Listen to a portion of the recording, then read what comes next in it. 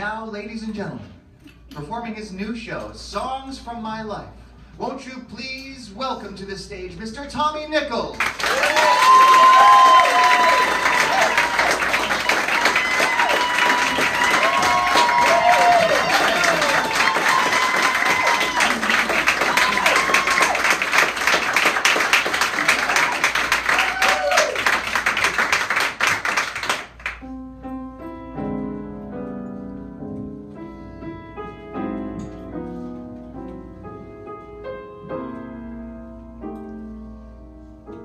Without a song, the day would never end. Without a song, the road would never bend. When things go wrong, a man ain't got a friend. Without a song, that field of corn would never see a plow. That field of corn would be deserted now. A man is born, but he's no good no how without a song. I got my trouble and woe, but sure as I know, the Jordan will roll. I'll get along as a song is strong in my soul. I'll never know what makes the rain to fall. I'll never know what makes the grass so tall. I only know there ain't no love at all without a song.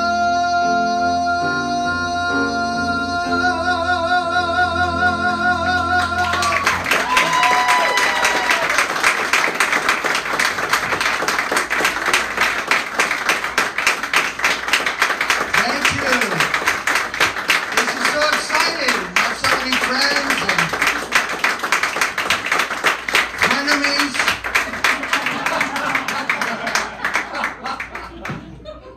So, I was in a concert once, and I heard Liza Minnelli say that some of her best friends had been songs.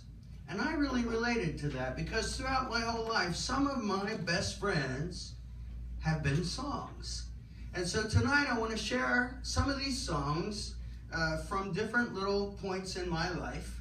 And being who I am, a musical theater freak, a lot of the songs, if not all, will be from shows. But don't worry, I've got a support group for that. So I was born in September 26, 1959 in Clarksburg, West Virginia. Don't worry, I'm not going to go through every single year of the 55 years. But I was one of those kids that always wanted to put on a show. In church, I was always in the church play, and that wasn't enough for me, so I started putting on plays in my grandmother's basement after church every Sunday. I would whip up a play, design the scenery, play the lead part, have all my cousins play the supporting roles, and make all my aunts and uncles come and see the show every Sunday afternoon. Now, if the play was really funny, my Aunt Linda, who would love to laugh and enjoyed all of this, would wet her pants. When Aunt Linda wet her pants, we knew we had a hit on our hands. So I went on from the great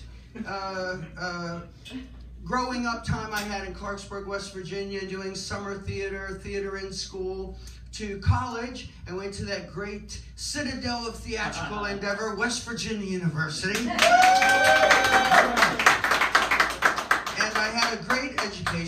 got to play a lot of great parts. And by the end of the 4 years, 1981, I hit that terror point where you don't know how you're going to make that transition from being a college student to being in the real world, and especially as an actor. But I went and auditioned at this thing called the Southeastern Theater Conference, where you do 1 minute of music and 16 bars of a song. No, that's the song. 16 bars of a song and 1 minute monologue. And then all these companies, all these casting directors are there, and if they want to see you again, they call you back and whatever. So I got back to my hotel room after I sang my 16 bars of Nowadays from Chicago, and the 1 minute monologue I wrote myself, which you're never supposed to do. And I got to the door and it said, "We would like to offer you a job with the Sheffield Ensemble Theater Company," which is a children's theater company based in Biloxi, Mississippi. The plays are written by 2 of the original writers of Saturday Night Live. You'll tour the whole country for 9 months, and we'll pay you $250 a week. $250 a week! I was in the big time!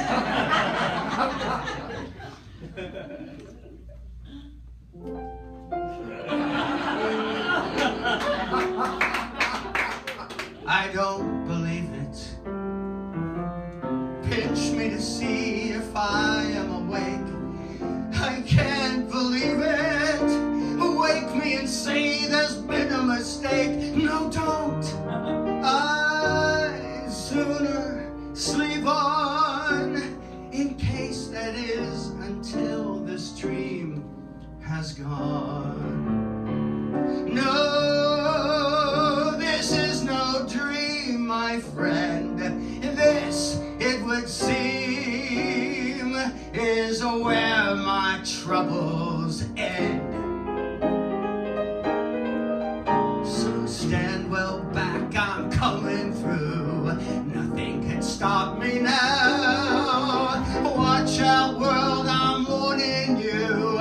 Nothing can stop me now. Now I know that there is a promised land. I'm gonna find it somehow. Hope is high and I'm gonna cling to it. Tie every string to it. Give everything to it. I'll make all my dreams come true. Before my final bow, how I'll do it, who can say? But I know I will someday. So watch out, world, I'm on my way, and nothing can stop me now. I shall find success today, and nothing can stop me now. Oh, yesterday was yesterday, but nothing can stop me now. Well, now I know the future is mine to have. I'm hereby making a vow. From now on, I'm gonna begin again. Stake out my chin again. Go in and win again. Get you gone, you sky of gray. Farewell, you furrowed brow. Now my future's crystal clear.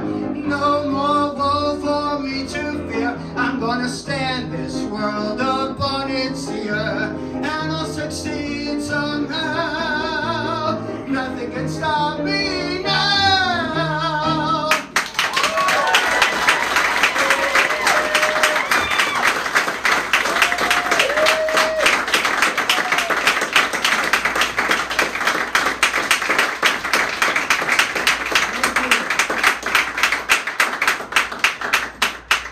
Don't worry, it's straight vodka. Sheriff? It's one of the perks. So I got to New York City, where I'd always dreamed I would be. And I was so shocked to discover the city had not just been anxiously waiting for my arrival. So I got a nice little temp job teaching word processing. I'm glad I took typing in high school. But I started making the rounds, And I eventually got my actor's equity card, which is a really big deal when you're an actor, to be in the actors union. And I got my card by barking in the appropriate places as Dorothy sang Somewhere Over the Rainbow, because yes, I played Toto. So what? Yes, I got my equity card on my knees, but I was playing the dog. That's all. And I eventually went on to star in the Gingerbread Players productions of Pecos Bill and the Pied Piper of Hamelin. We played the Paper Mill Playhouse, lots of things with P's, I guess, and Town Hall. Everything was going well. I was being called in more and more often to audition to replace Matthew Broderick, because he was always leaving one show to go to the next great show, and I was called in to audition for Torch Song Trilogy and Brighton Beach Memoirs and Biloxi Blues and Broadway Bound, and I never got it. And then 1985, AIDS came along, and things got not so fun. A lot of my friends started dying. As a gay man myself, I was terrified. I was afraid I was probably next.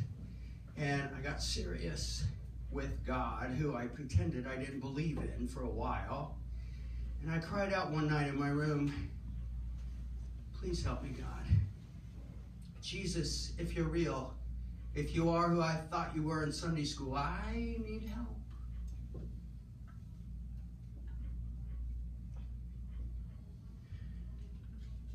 I found out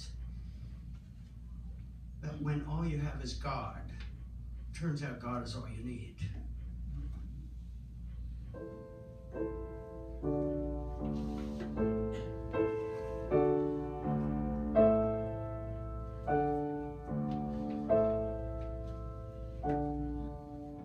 Who can I turn to when nobody needs me? My heart wants to know, and so I must go where destiny leads me, with no star to guide me, and no one beside me. I'll go on my way, and after the day, the darkness will hide me. And maybe tomorrow I'll find what I'm after.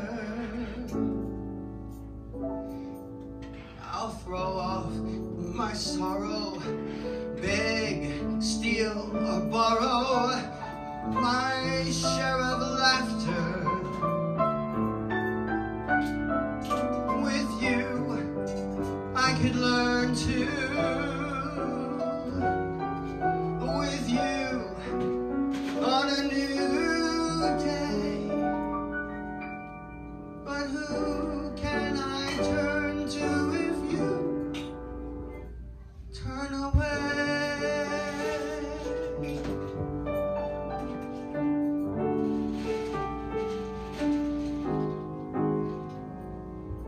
And maybe tomorrow I will find what I'm after. I'll throw off my sorrow, I'll beg, steal, or borrow my share of laughter. With you, I could learn to. With you, on a new day. But who can I turn to if you turn away?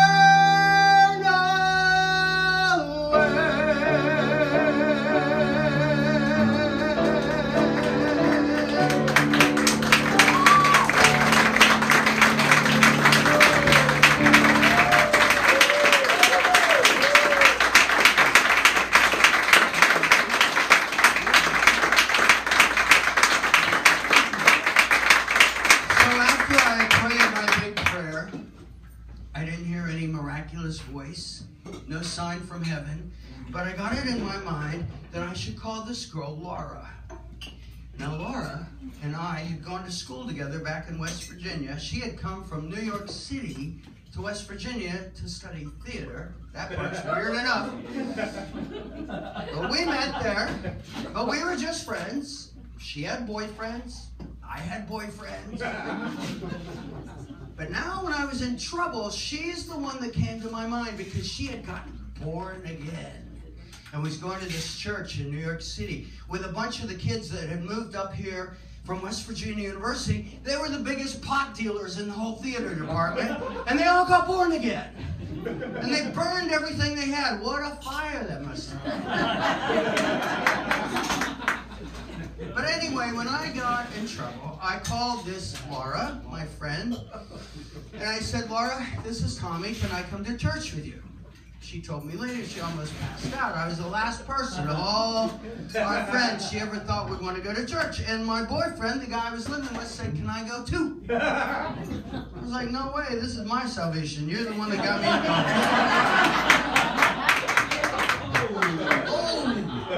But I realized pretty quick that was not a good thing. So he came with me, and the two of us came into that church.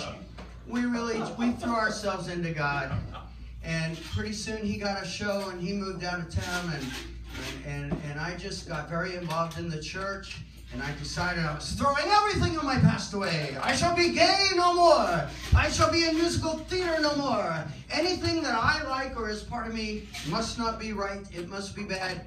If it's God's will, it must be the cross. It must feel bad. It must be what you don't want to do. This was my screwed up thinking.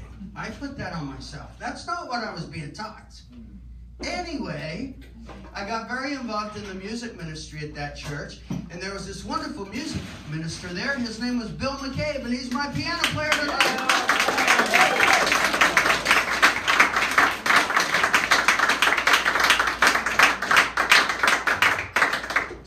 Kind of guy that just jumped in with both feet. I didn't do anything halfway. If I was going to be a Christian, I was going to be super Christian. And so I just really, pushed all the buttons. I was doing all the right things. And one day, this Laura that I had met at the church came up to me, and actually we were in a fast food restaurant. And she said, Tommy, I'm in love with you. I said, oh, sister, praise the Lord. I love you too. She said, no, I'm in love with you. And I was like, oh my God. I was terrified. I was horrified. And she thought I would have been like, oh, at last you've seen it. I've been waiting for God to show you. Well, she went away on a women's retreat, and I started thinking about it. I always say no to everything first. That's just my way of operating. And then I think about it. I started thinking, who am I going to find that's better? And we started dating. Now, she told me quite a few years later that of the two of us gay guys that came into the church, Matthew, the guy I was with, was a whole lot better looking, and he was the one she would have married had he not left the church. I'm getting ahead of myself, so I don't have any resentment about that. It's all under the blood. So anyway, Laura and I started dating, and I asked her to marry me, and she said yes. In October 1987, we got married. The wedding was beautiful. I sang 2 songs.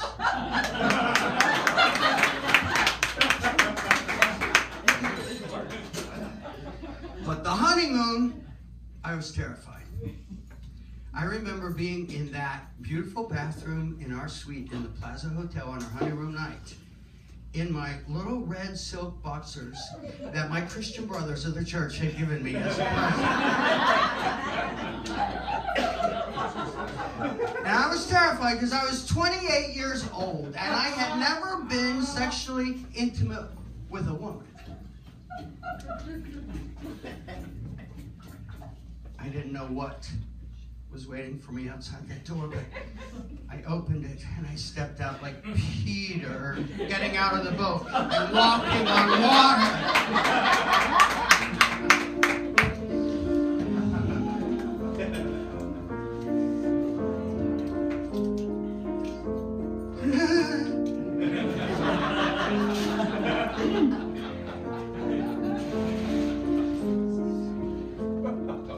Pardon me, miss, but I've never done this with a real live girl. Straight off the farm with an actual armful of real live girl.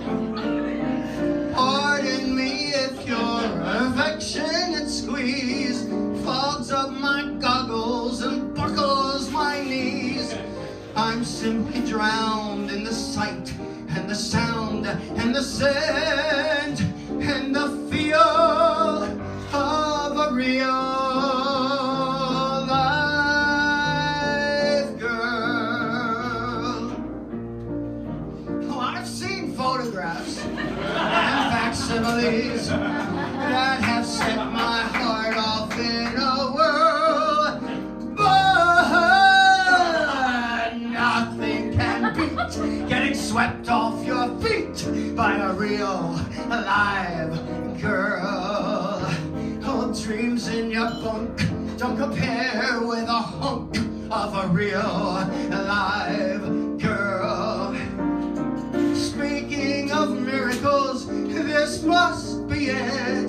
Just when I'd started to learn how to knit, I'm all in stitches from finding what riches a waltz can reveal with a real live girl.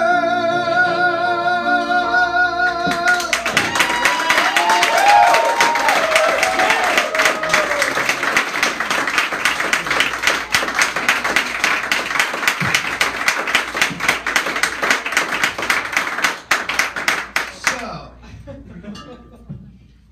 1990, I got ordained and came into the church full time. 1990, Laura and I also had our first child, Caitlin. 1993, we had our second child, Max.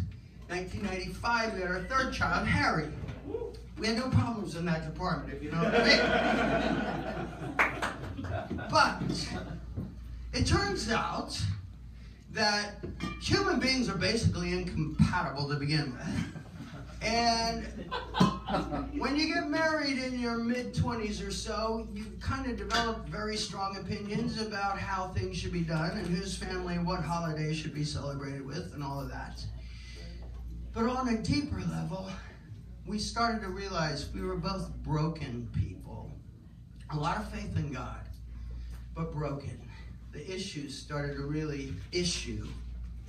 And I had to face the fact I was still struggling with sexual issues, and Laura was dealing with her own issues, and there was a lot of alcohol that began to be involved. And in the year 2000, I took over with Pastor Benny Hurtado, co-leading Living Word Church. Benny is here tonight. Shout out to my buddy Benny. And he and I were handed the church to lead right around the time 9/11 happened. Wow, that was great. It was very challenging. We were kicked out of the building we were in. We were basically evicted. We learned to do church in the knitting factory. That was wild. Anyway, over time, things were becoming more and more strained and harder between me and Laura. And I realized I was putting so much pressure on her, expecting her to be able to help me be what I needed to be. It turns out that the honeymoon was easy, but the marriage was hard.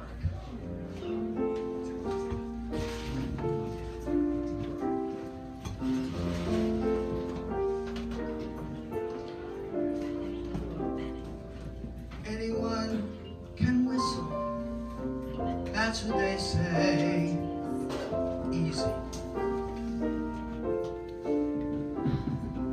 Anyone can whistle any old day, easy.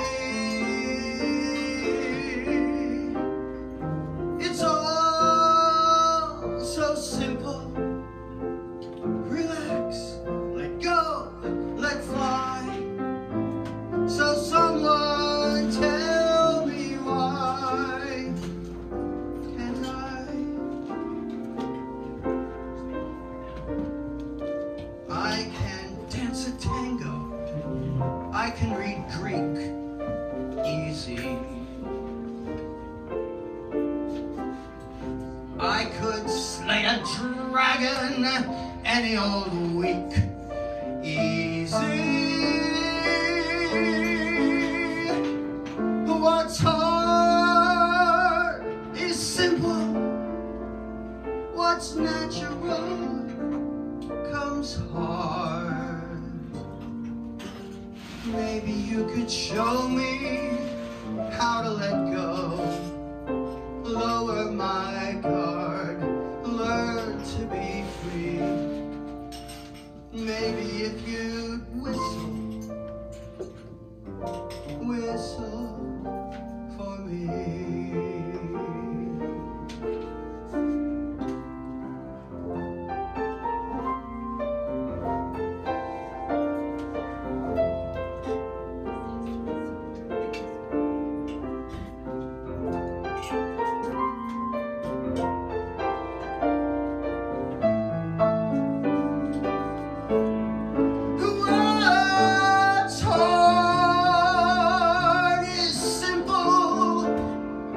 Natural comes hard.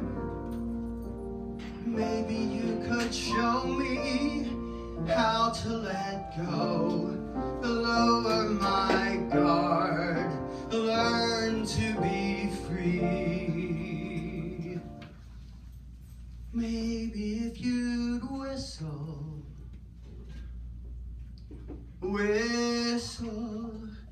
for me.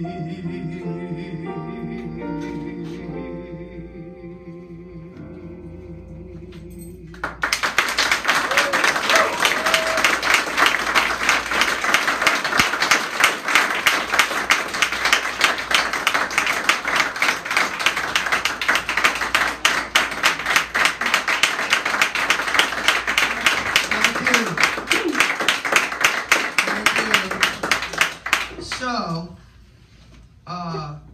it didn't work. Laura came to me in 2007 and said she didn't want to be married anymore, and that we weren't going to go forward, and I just sort of reluctantly agreed, and we basically separated. But it took me 5 years to move out of the house. I got this great new job. I stepped down from ministry. I had to really start going to a therapist. I had to get my shit together, if I could say that. Well, I just did.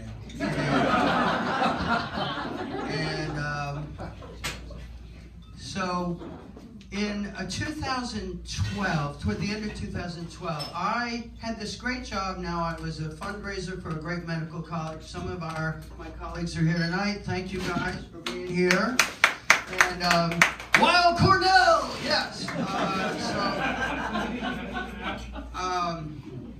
But my wife, I still call her my wife because we were separated even though we were not married in our own eyes. And she said, you know, you're drinking yourself to death and you need to get help. And she and my kids insisted that I go into detox. So I went into detox in 2012. I agreed they were right, and it saved my life. I got sober. It's really only water. I was just kidding. Then in 2014, I went through a terrible depression, and it turned out that all my life I'd really had these major periods of depression, and Laura got in my face again, and I had lost 35 pounds. And she said, you're turning into a corpse. You got to get help. You work at a medical college. Don't you understand? That's, you know, there's help for this. And so, once again, I went into the psychiatric unit and I got help. And I say now that through prayer and Prozac and the program, which is AA, I'm doing fine. One day at a time.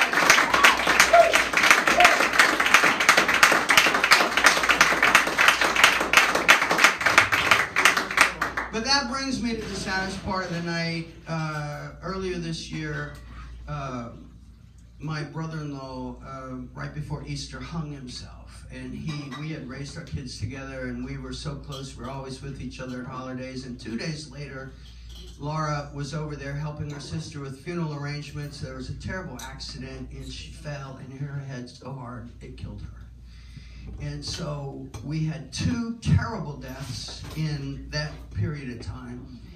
And all I can say is I'm glad I was sober and I was in good shape, because those 3 kids of ours needed me more than ever. I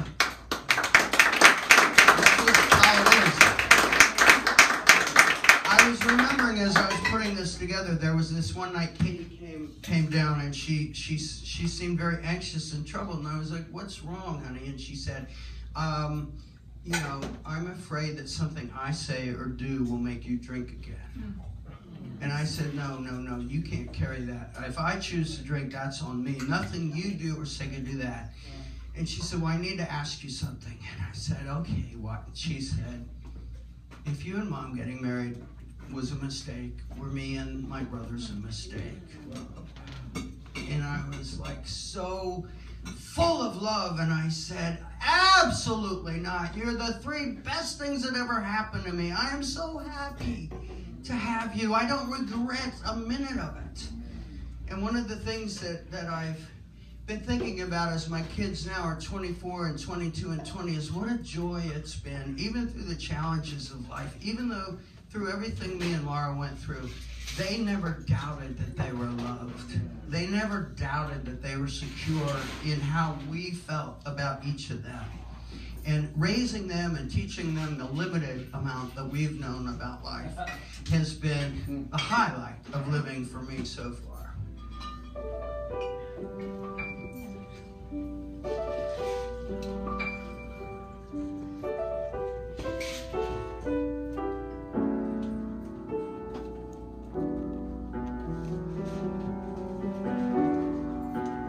Look up there, high above us, in a sky of blackest silk.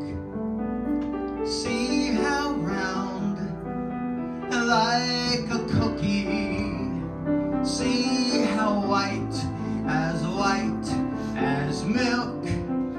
Call it the moon, my son. Say moon. It sounds like your spoon, my son. Can you say it? New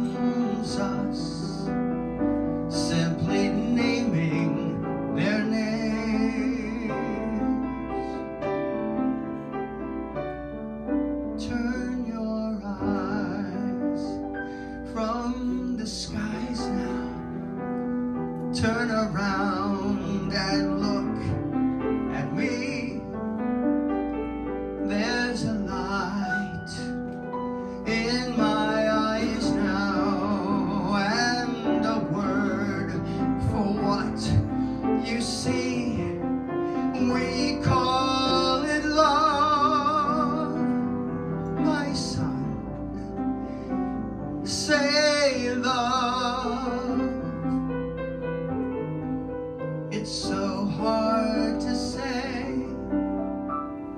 my son. It gets harder.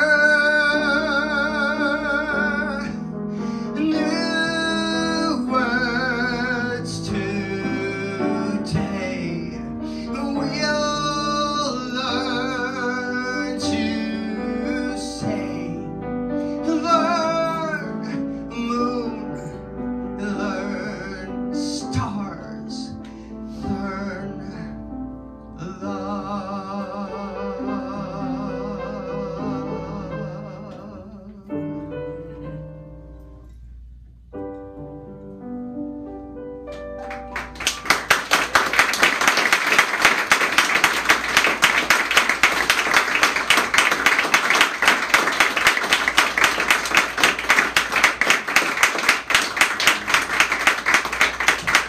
All right, that's all the sad part.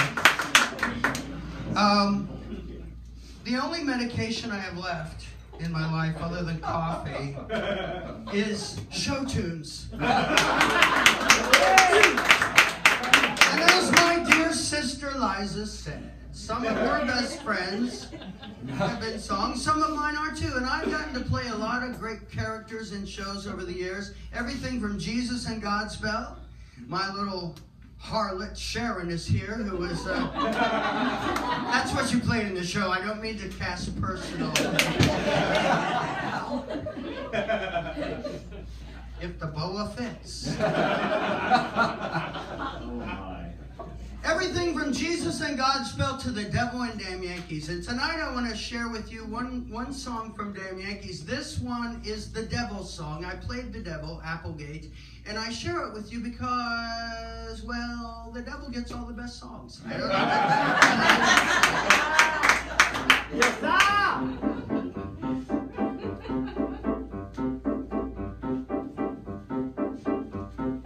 Whenever I'm, from time to time, depressed, and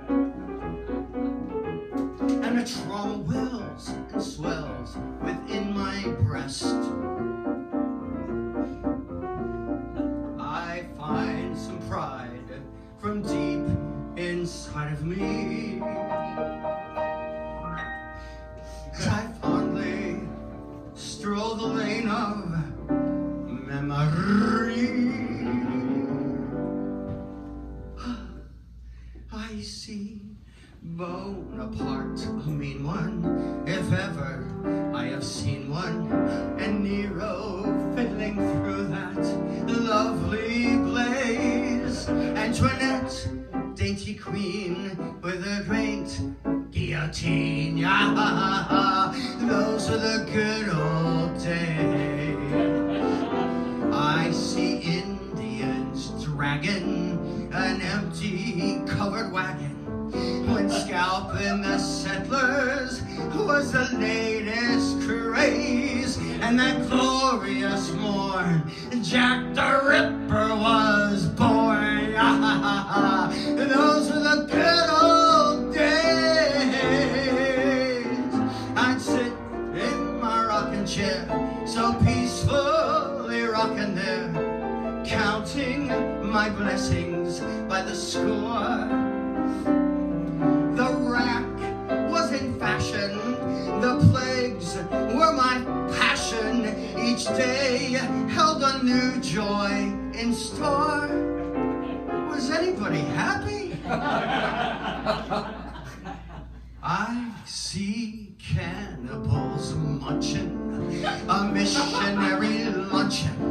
The years may have flown, but the memory stays, like the hopes that were dashed when the stock market crashed. Ha ha ha ha! Those were the good old days. I'd walk 1,000,000 miles or more for some of the gore of those good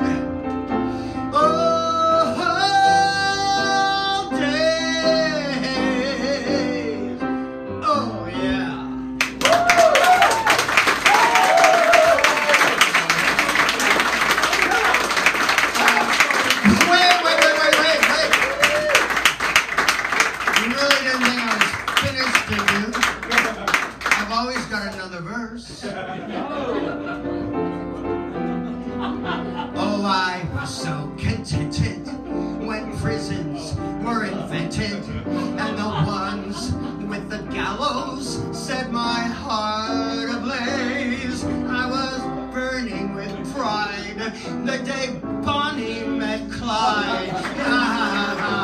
Those were the good old days.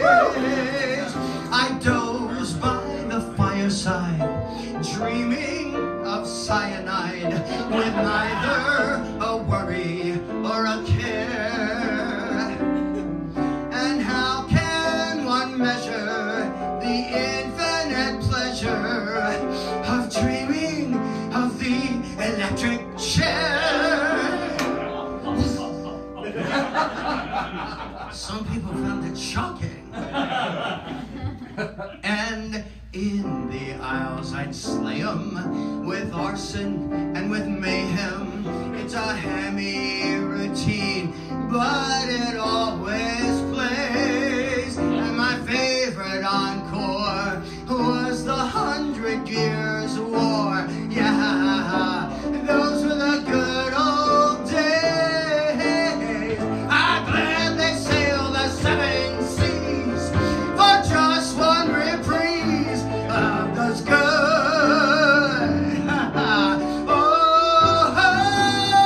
old days.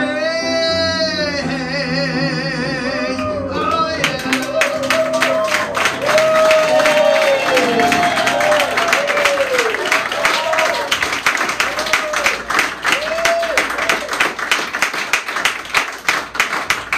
I don't know what to say. It's just therapy for me, that's all. All right, so that brings us to July 24th, 2015. Back room, don't tell mama. I came here in 1982 when this place first opened, and it's amazing to be here now doing this. My dream is finally coming true. So what happens now? I don't know. Act 2 of my life. Probably a shorter act than the first act. God knows. And I find it very interesting now to wait and see what the next part of the plan is going to be that unfolds.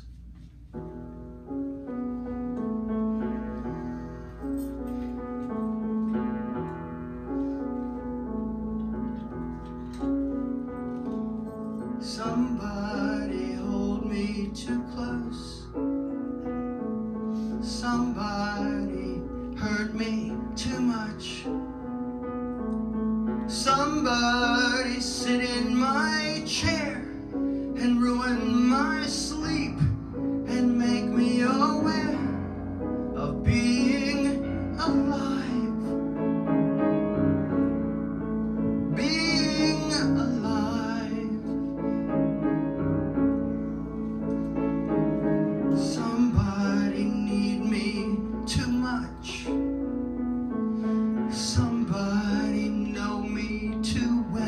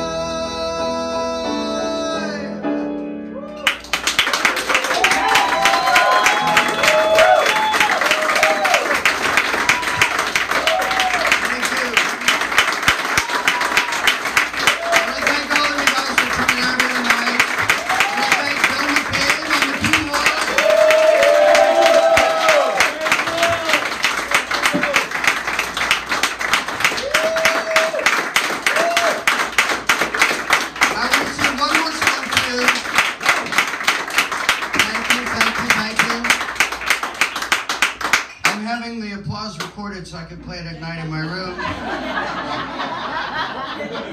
So I thank you for that. Some people need the sound of the ocean. Different strokes for different folks. So this song I'm going to close with really is the song of my life. I've been singing this song for 30 years, and every time I sing it, it's new. It's deeper. It's truer.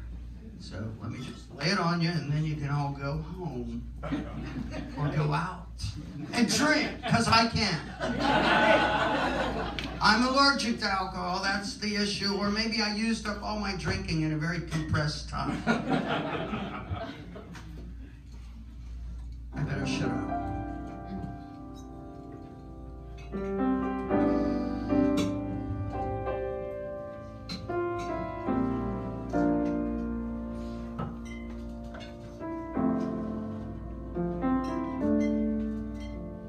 Almighty God, the great I am,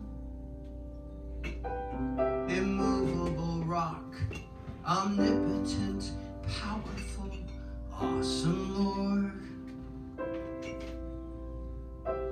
victorious warrior, commanding King of Kings, mighty conqueror. But the only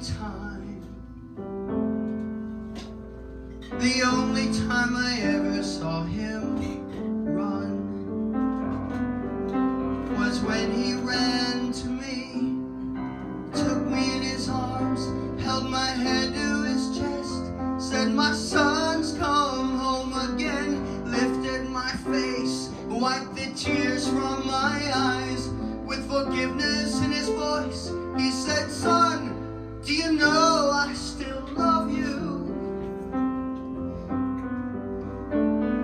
It caught me by surprise when God ran. The day I left home, I knew I'd broken his heart. I wondered then if things could ever be the same. But one night, I remembered his love for me.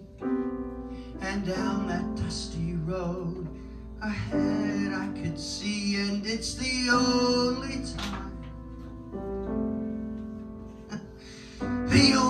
time I ever saw him run was when he ran to me. He took me in his arms, held my head to his chest, said, "My son's come home again," lifted my face, wiped the tears from my eyes, with forgiveness in his voice. He said, "Son, do you know I still love you?" Oh, it caught me by surprise. Oh, and it brought me to my knees when God ran.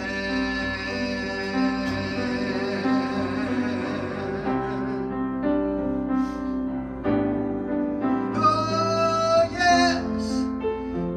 He ran to me.